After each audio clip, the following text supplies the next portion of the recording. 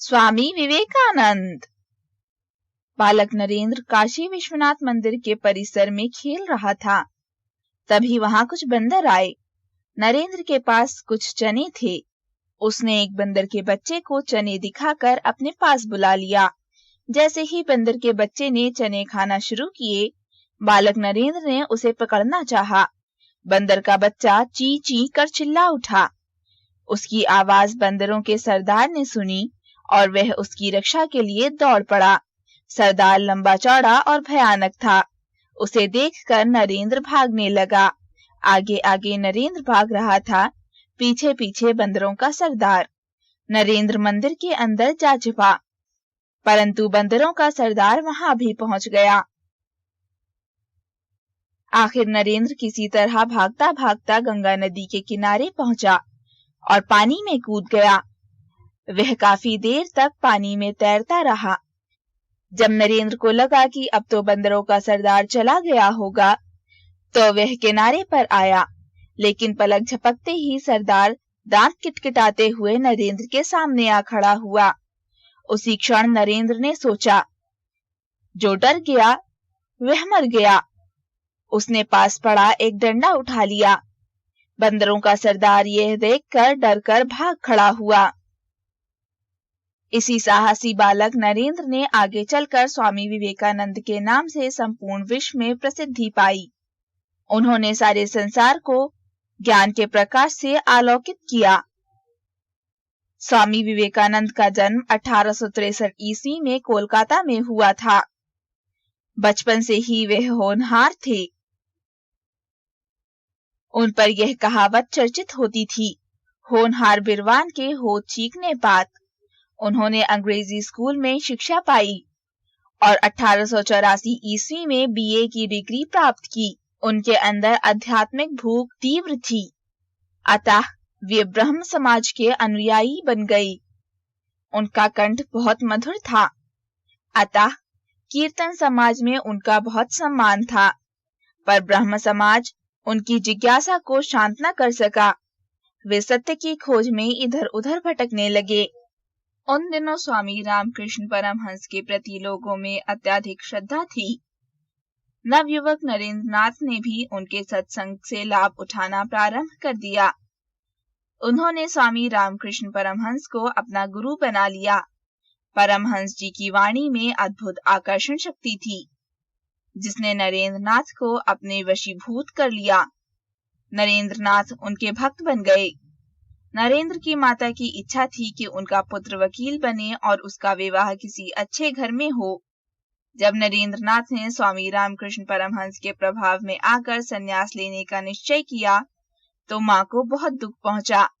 उनकी माता परमहंस जी की सेवा में उपस्थित हुई और उनसे प्रार्थना की कि मेरे बेटे को वैराग्य से रोकिए। पर जिस व्यक्ति ने ईश्वरीय प्रेम के आनंद का रस चख लिया हो, उसे संसारिक आकर्षण अपनी ओर नहीं खींच सकते। नरेंद्र नाथ की वैराग्य वृत्ति दिन प्रतिदिन बढ़ती ही गई। वे आध्यात्मिक ज्ञान की प्राप्ति के लिए हिमालय की ओर चले गए। वहां कई वर्षों तक तपस्या और साधना में लगे रहे। सत्य की खोज में उन्होंने अनेक प्रकार के कष्ट झेले। उन्हें कई दिनों तक खाना नहीं मिला और कई बार ऐसे स्थानों पर नंगे बदन सोना पड़ा, जहां की भयंकर सर्दी का अनुमान थर्मामीटर से भी नहीं लग सकता। कितनी ही बार उनका सामना शेर, बाघ तथा दूसरे जंगली जानवरों से हुआ। पहाड़ से उतरकर उन्होंने सारे देश का भ्रमण किया। वे लोगों को धर्म और नीति के तत्वों का उपदेश देते थे। कई जगह उनकी खिल्ली उड़ाई गई, पर उन्होंने इसकी तनिक भी परवाह न की। धीरे धीरे उनकी ख्याति चारों ओर फैलने लगी। उन्हीं दिनों स्वामी जी को अमेरिका में होने वाले सर्वधर्म सम्मेलन का समाचार मिला। वे तुरंत उसमें सम्मिलित होने को तैयार हो गए। हिंदू धर्म का उनसे बड़ा ज्ञानी और वक्ता उस समय और था ही कौन। भक्त मंडली की सहायता से वे अमेरिका जा पहुंचे। वहां पहुंचकर उन्हें ज्ञात हुआ कि अभी सम्मेलन होने में बहुत देर है। प्रतीक्षा के उनके ये दिन बहुत कष्ट में बीते। निर्धनता की यह दशा थी कि उनके पास ओढ़ने बिछाने तक के कपड़े पूरे न थे। पर संतोष वृत्ति के कारण वे सब कष्टों को झेल गए। प्रतीक्षा की घड़ियां समाप्त हुईं। सभी धर्माचार्य उत्सुकता से इंतजार कर रहे थे कि स्वामी जी अपने श्रीमुख से कुछ कहें। स्वामी जी ने वहां ऐसा पांडित्यपूर्ण, ओजस्वी और धारा प्रवाह भाषण दिया कि श्रोता मंत्रमुग्ध हो गए। उन्हें यह विश्वास ही न होता था कि पराधीन भारत का हिंदू ऐसा विद्वतापूर्ण भाषण भी दे सकता है। स्वामी जी ने पश्चिम वालों को बताया, कर्म को केवल कर्तव्य समझकर करना चाहिए, उनमें फल की इच्छा नहीं रखनी चाहिए। यह बात उनके लिए बिल्कुल नई थी।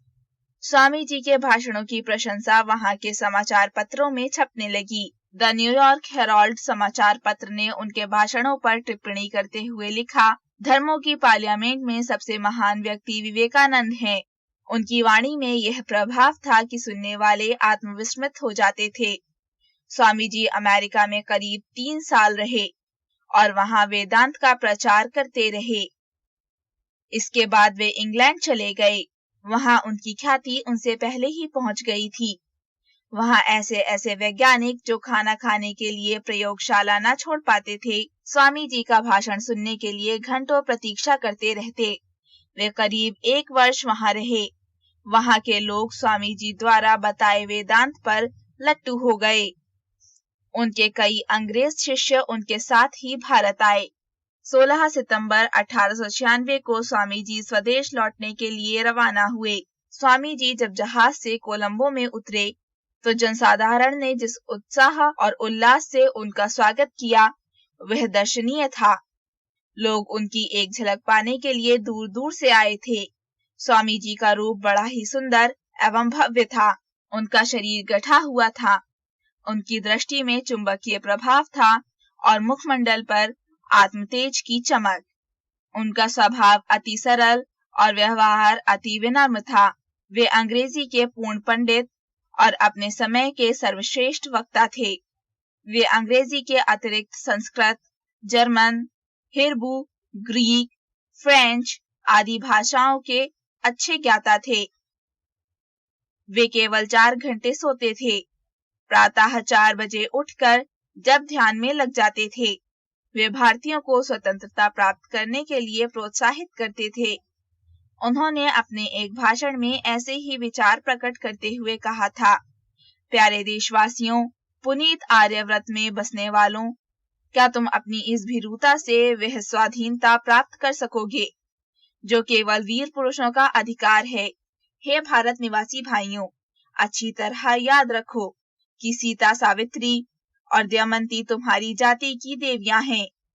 हे वीर पुरुषों, मर्द बनो और ललकार कर कहो, मैं भारतीय हूँ, मैं भारत का रहने वाला हूँ। हर एक भारतवासी, चाहे वे कोई भी हो, मेरा भाई है। स्वामी विवेकानंद ने रामकृष्ण मिशन की स्थापना कर इसकी शाखाएं देश भर में खोल दी। इस संस्था का उद्देश्य लोक सेवा करते हुए वेदांत का प्रचार प्रसार करना है।